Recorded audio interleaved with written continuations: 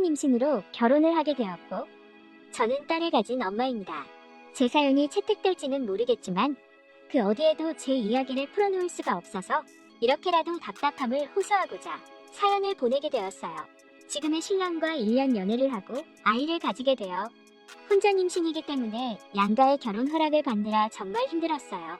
매일 찾아가서 무릎 꿇고 저희 결혼을 승낙해달라고 애걸복걸했죠.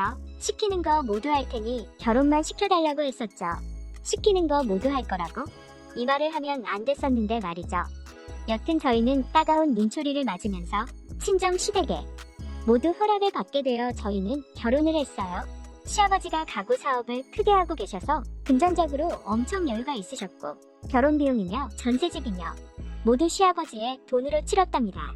전세집이 비록 시댁에서 5분 정도 거리였지만 그래도 어린 나이에 전셋집으로 신혼생활을 하게 되어서 행복했답니다. 그리고 저희 결혼을 극구 반대하시던 친한 시어머니와는 다르게 결혼 이후 시어머니께서 저를 되게 잘 챙겨주셨어요.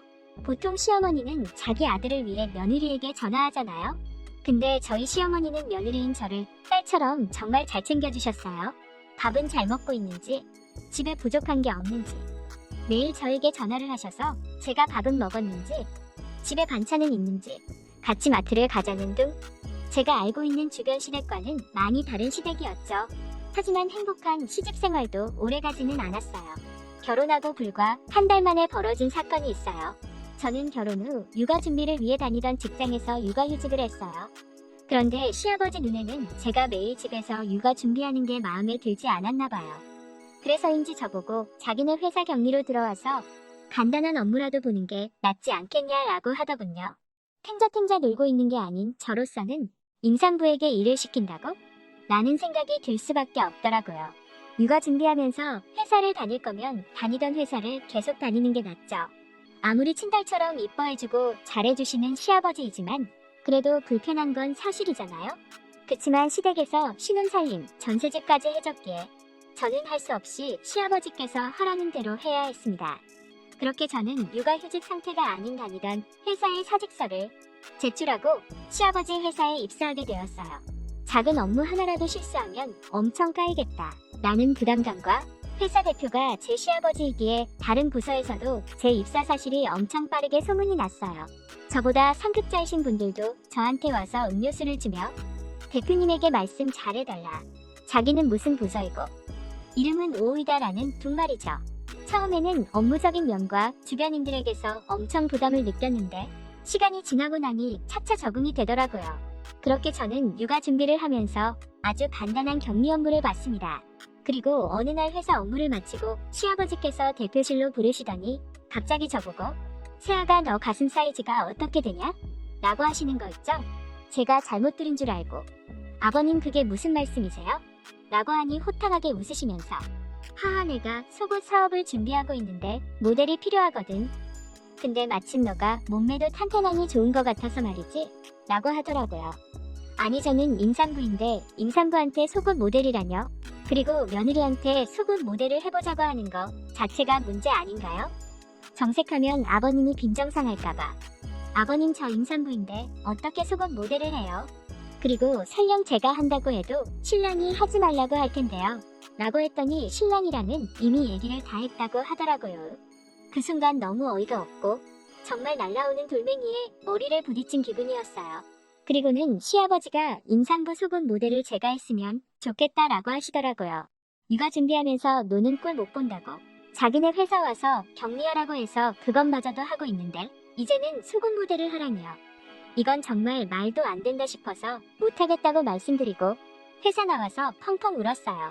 그리고 남편에게 전화해서 다짜고짜 따지거든요. 남편이 하는 말, 여보, 결혼 비용이며 신혼살림이며 집이며 모두 아버지가 해주셨는데 아버지 사업을 위해 여보가 이 정도 노력은 해줄 수 있잖아? 라는 거 있죠? 물론 아버지 사업을 위해 제가 일을 하는 건 좋은 거지만 일의 종류가 좀 아니지 않나요? 남편의 폭언에 저는 정말 세상에 홀로 남겨진 기분이 들었어요. 곧 태어날 아이가 있는데 부끄러운 엄마가 되기는 싫었어요.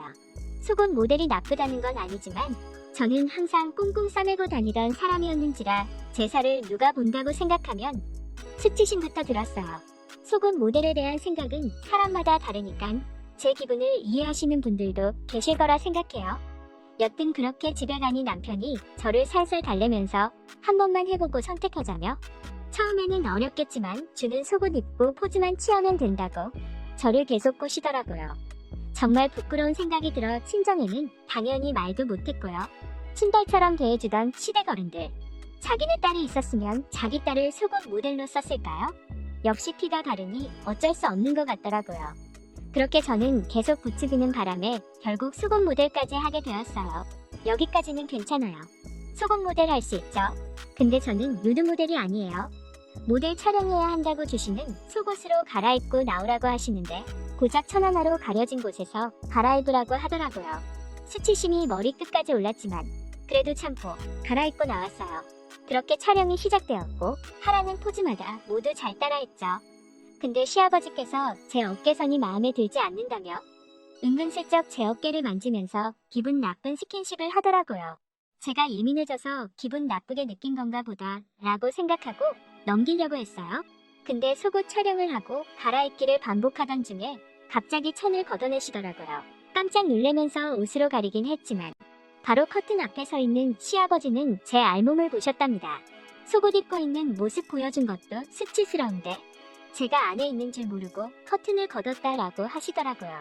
믿기지도 않는 핑계이지만 시아버지와 싸워서 좋을 것이 없다고 판단했기에 재빨리 다른 속옷으로 갈아입고 나왔어요. 그리고 저보고 오라고 하시더니 모니터에 있는 제 사진을 보며 어느 부분이 잘못된 건지 어느 자세가 틀린 건지 지목을 해주셨어요. 머릿속에는 아까 전에 시아버지가 제 알몸을 봤다는 것과 계속 촬영을 이어나가도 되는 걸까 라는 근심에 시아버지 말씀은 하나도 듣기지가 않더라고요. 그리고 계속 제 가슴을 훌깃훌깃 쳐다보시는데 가슴 사이즈가 꽉 찬 C컵 되겠다며 아예 대놓고 쳐다보시면서 호호 웃으시더군요. 그 자리에서 뺨을 후려치고 싶었지만 또 그러지 못하고 저는 더 이상 촬영을 할 수가 없을 것 같아서 죄송하다고 말씀드리고 옷을 갈아입고 뛰쳐나왔습니다. 그리고 남편에게 있었던 일에 대해 모두 이야기를 하니 속옷 모델로서 당연히 그런 고충이 있을 수밖에 없다면서 오히려 저에게 핀잔만 주더라고요. 무슨 꼰대도 아니고 자기 아버지가 그런 식으로 며느리를 대했으면 정말 아닌 건 아니라고 말해줘야 하는 거 아닌가요? 그리고 결혼 전에 시키는 거 모두 한다고 말 안 했냐면서 약속 지키라고 하더라고요. 시댁 가족이 모두 이러니 저는 제가 예민한 거라 생각이 들어 다음날 촬영에도 결국 참여하게 되었습니다. 시아버지는 또 특유의 호호거리는 웃음소리를 내시며 저를 반겨주시면서 안아주시는데 얼마나 세게 껴안으시는지 제 가슴이 압축되는 것 같았어요. 정말 성폭행을 당하면 이런 기분이 들겠구나 하는 생각이 들었어요. 그렇게 찝찝한 기분의 상태로 또다시 촬영이 시작되었고 제 자세가 마음에 안 든다고 제 뒤로 와서는 백허그를 하면서 자세 교정을 해주더라고요. 근데 백허그를 하면서 제 엉덩이에 시아버님의 성기가 닿는 느낌이 들었어요. 그래서 당황스러워서 손을 뿌리치고 저는 곧바로 화장실로 도망을 갔어요. 분명히 고의적이라는 생각이 들었고 순간 수치심에 죽고 싶다는 생각까지 들었어요. 그리고 시아버지가 밖에서 빨리 나오라는 소리에 결국 또 나가서 다시 촬영을 시작했어요.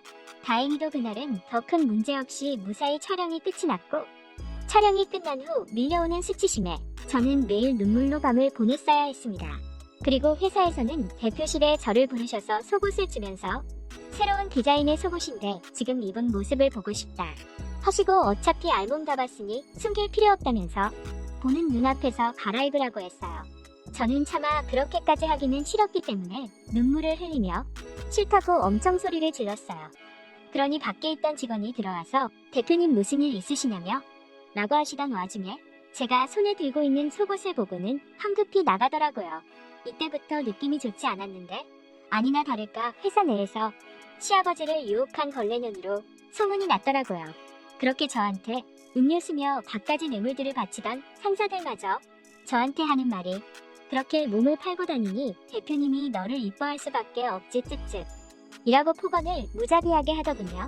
이후로 저는 시아버지네 회사를 그만두게 되었고 사람 만나는 게 무섭고 두려워서 집에서만 지냈어요. 남편은 오히려 저를 안아주지 않고 지금처럼 우울하고 힘들 때 안아주면 더 독이 된다면서 집에 오면 저한테 말을 걸지도 않고 잠도 다른 방 가서 자더라고요. 그리고 어느 날 시어머니가 집에 찾아오셔서 저한테 왜 연락을 안 받냐면서 몰골이 그게 뭐냐며 무슨 일이 있냐고 하시더라고요. 네, 맞아요.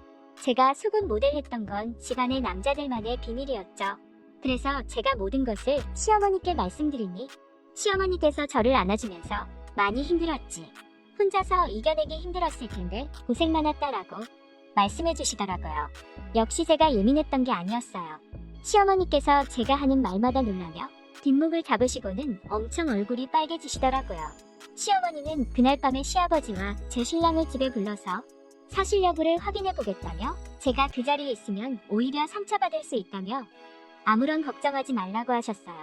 제 이야기를 믿지 못하시는 건가 라고 생각했지만 곧이어 시어머니께서 하시는 말씀이 양쪽 이야기를 들어봐야 오해를 풀 수 있고 누가 문제인지 정확하게 집어낼 수 있다고 하더라고요.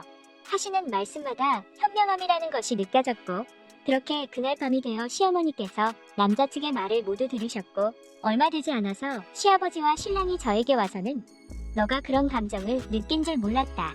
사업을 위해 노력했던 거고 내 사업이 잘 되면 너네도 물려받을 재산이 많아져서 오히려 더 좋을 것이라고 생각했다고 하시더군요. 생각해 주시는 건 감사한데 그래도 아닌 행동은 아닌 거지요. 두 분 다 진심 어린 사과를 하는 것 같아서 용서를 해주고 저도 답답함이 어느 정도 사라지는 것 같아서 기분이 조금 나아졌었습니다. 어쩌면 같은 여자이기 때문에 제 편을 들어주신 시어머니께 너무 감사드리고 앞으로도 시어머니께는 정말 잘해야겠다는 생각을 했어요. 다시 화기애애해지는 집안을 기대하고 시댁에 방문해서 식사를 같이 하며 식사 후 먹을 과일을 깎고 있는데 옆에 있던 시아버지의 휴대폰에 알림이 오더라고요. 그 휴대폰을 본 저는 다시 시아버지가 무서워졌습니다.